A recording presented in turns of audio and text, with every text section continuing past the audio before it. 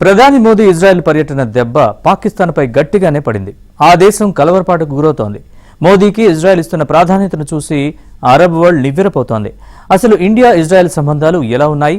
మనకెందుకు యూద దేశం అంత ప్రాధాన్యత ఇస్తోంది?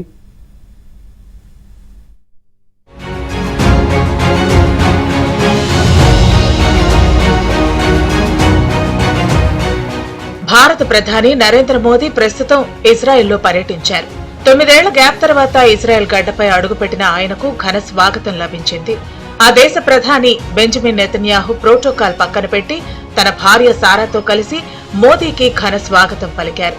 అమెరికా లాంటి అత్యంత మిత్ర దేశానికి మాత్రమే ఇజ్రాయెల్ ఈ స్థాయి గౌరవాన్నిస్తుంది.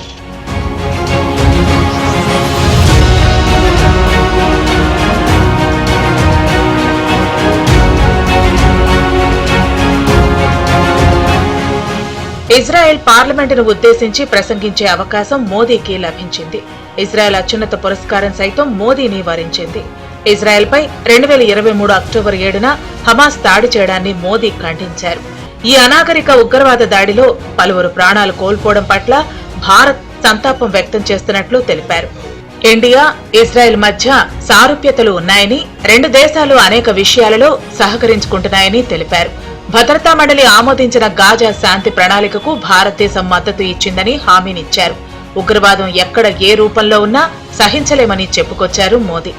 No cause can justify the murder of civilians. Nothing can justify terrorism. India has also endured the pain of terrorism for a long time. We remember the 26/11 Mumbai attacks and the innocent lives lost, including Israeli citizens like you. We have consistent and uncompromising policy of zero tolerance for terrorism with no double standards, stability in this region. Honorable members, in India, there is a great admiration for Israel's resolve, courage, and achievements.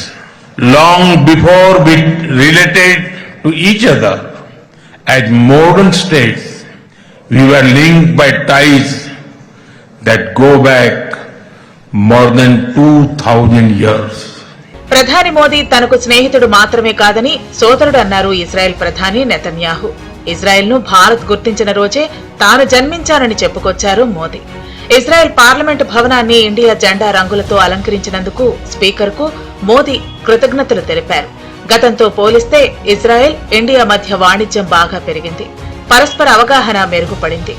And a great leader on the world stage. Welcome to Jerusalem, my dear friend, Prime Minister Narendra Modi and your distinguished delegation. Welcome to Jerusalem. Is an enormous multiplier of our individual powers. Enormous multiplier. It's a multiplier of the spirit and the multiplier of deeds and capabilities. We are two ancient civilizations going back thousands of years. And if you look at where human civilization developed on the planet, it developed in a few places. And chief among them, the Indus Valley and the Jordan Valley. These are the places where enormous things developed, enormous spiritual things, conceptual things, matters of the heart, matters of the mind, matters of morality. Modi Israel పర్యటన ఇప్పుడు పాకిస్తాన్ గుండెల్లో రైళ్లు పరిగెత్తిస్తోంది. మోదీ పర్యటనకు ముందే Netanyahu నుంచి ఒక కొత్త భౌగోళిక రాజకీయ కూటమిపై ప్రకటన చేశారు. ప్రపంచ రాజకీయాలను శాసించే 6 దేశాల కూటమి హెక్సాగన్ ను తెరపైకి తెచ్చారు. ఇందులో భారత్ ను ప్రధాన భాగస్వామిగా పేర్కొన్నారు. భారత్ ను గ్లోబల్ పవర్ గా అభివర్ణించారు నెతన్యాహు. హెక్సాగన్ అంటే షడ్భుజి అని అర్థం. ఈ కూటమిలోని దేశాలు భారత్, అరబ్ దేశాలు, ఆఫ్రికా దేశాలు, మధ్యధరా దేశాలైన గ్రీస్, సైప్రస్, కొన్ని ఆసియా దేశాలు ఇజ్రాయెల్ భాగస్వామ్య పక్షాలుగా ఉంటాయి. ఇది కేవలం ఒక వాణిజ్య కూటమి మాత్రమే కాదు. తీవ్రవాద భావజాలం కలిగిన రాడికల్ షియా, సున్నీ వర్గాల నుంచి ఎదురవుతున్న సవాళ్లను ఎదుర్కోవడానికి ఏర్పడిన కూటమిగా ఇజ్రాయెల్ భావిస్తోంది. హెక్సాగన్ దేశాలు ఉగ్రవాదం, సముద్ర భద్రత, సైబర్ సెక్యూరిటీ రంగాల్లో భద్రతా సహకారం ఇచ్చిపుచ్చుకుంటాయి. హెక్సాగన్ కూటమిని ఏర్పాటు చేయాలనేటువంటి ప్రయత్నాలు కూడా జరుగుతున్నట్లు నాయకులు చెప్తున్నారు. ఈ హెక్సాగన్ కూటమి అంటే పశ్చిమాసియా, మధ్యప్రాచ్య ప్రాంతంలో అరబ్బులు ముస్లింలకు వ్యతిరేకంగా లేదా ఆయా దేశాలకు వ్యతిరేకంగా అమెరికా ఏర్పాటు చేసేందుకు పూనుకున్నటువంటి మరొక కూటమి. అలాంటి కూటమిలో మనం భాగస్వాములం అవుతాం అనేటువంటి సంకేతాన్ని పంపించడం చాలా ప్రమాదకరమైనటువంటిది, గర్హనీయమైనటువంటిది అనేది నా అభిప్రాయం. ఓటు బ్యాంకు రాజకీయాలు, మేము కూడా ముస్లింలకు వ్యతిరేకమే అనేటువంటి అభిప్రాయాన్ని కలిగించడం ద్వారా భారతదేశంలో హిందూ ముస్లిం పోలరైజేషన్కు మరొక అడుగు వేసేందుకు దీన్ని ఉపయోగించుకోవాలని చూస్తున్నట్లుగా కనిపిస్తూ ఉంది.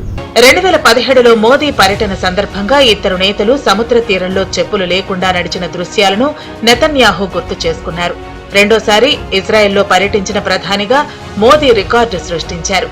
హెక్సాగన్ కూటమి పాక్ ప్రతిపాదిత సౌదీ, టర్కీ, పాక్ కూటమికి వ్యతిరేకంగా పనిచేయనుంది. ఒకేసారి మనకు శత్రువులైన పాక్, టర్కీకి చెక్ పెట్టవచ్చు.